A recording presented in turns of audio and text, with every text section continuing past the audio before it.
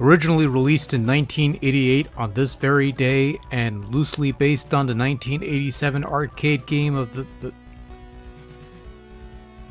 That was 30 years ago. This game's 30 years old. I first played this game at a cousin's house 27 years ago. 30 years, that's a long ass time ago, man. 30 years, sweet Jesus. Loosely based on the 1987 arcade game of the same name, Bionic Commando on the NES basically does what any good arcade port to the NES did back in the day. It took the basic concepts of the arcade gameplay and made a much better game around it. Bionic Commando places you in the role of Rad, a soldier whose mission is to rescue famed hero Super Joe from the Nazi prison camp and... Oh wait, what's that? What? They're not Nazis? But you've got Hitler at the end of the game and his head explodes and... Okay, whatever, fuck it. We'll start over.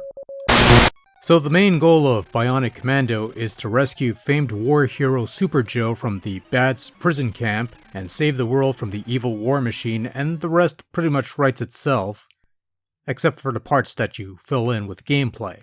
You start on this map and you guide your helicopter to these areas on the map. White areas are the main action zones you have to descend upon and clear in order to progress further into the game, while red areas are the neutral zones where you'll gain information on where you should go next, possibly gain some additions to your inventory, or just chill and relax.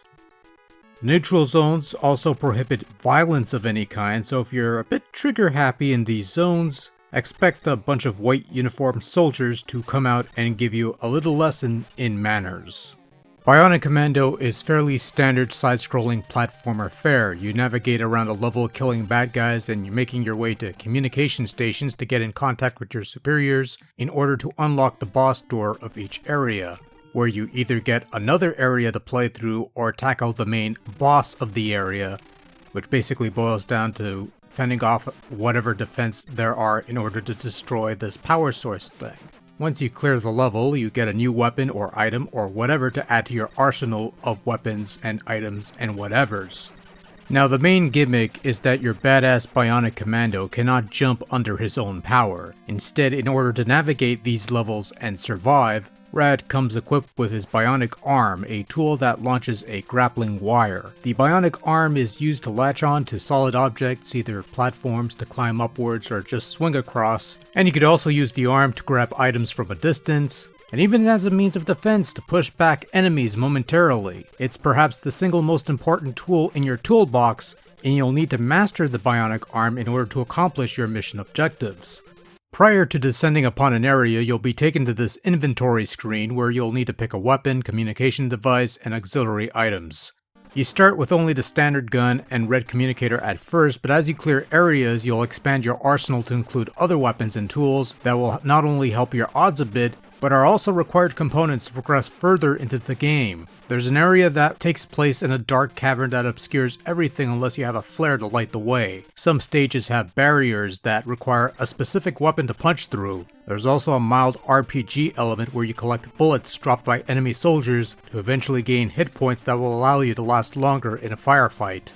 And then there's the whole communicators bit where you need to equip the right one for each stage in order to make contact with home base or even wiretap enemy lines. At first glance it sounds entirely convoluted, and in fairness, there's a fair bit of detail to dwell into when it comes to this game about a super soldier with a grappling arm, but it's actually far less complicated once you sit down and play the game, because some of this stuff is pretty easy to figure out with or without an instruction manual. A reserve potion restores your life much like an energy tank would in Mega Man. A three-way gun shoots bullet 3 different ways. A bulletproof vest protects you from bullets a couple times. A 1-up gives you an extra life. Falling into pits is a bad idea. Landing on spikes is also a bad idea. And you should probably get out of this guy's way, you nerd. As mentioned previously, the key to success is proficiency over the Bionic Arm, and fortunately, it's a rather versatile tool. It launches and retracts rather quickly, leaving you only momentarily immobile, and with proper timing and reflexes, you can nimbly navigate your way across these large levels that might not seem all that complex, but are designed in a way that if you aren't quite capable with the arm, your chances of survival are slim. It's probably a good thing that Bionic Commando sports some solidly reliable controls, making the self-training portion of the game that much easier. Bionic Commando is a lengthy endeavor, and while the overall difficulty is somewhere down the middle, the challenge lies in your ability to use the arm effectively. The levels are of considerable length, but never to the point where it's easy to get lost in. If anything, they're pretty straightforward, even the supposed maze that is Area 8 and its multiple pathways. There is no password system or battery backup to save your progress, and at first you have no continues when you get a game over. However, you can collect some by having your chopper encounter these enemy trucks on the map, which then switches over to an entirely different playstyle similar to the less bionic arcade shooter of yesteryear, Commando.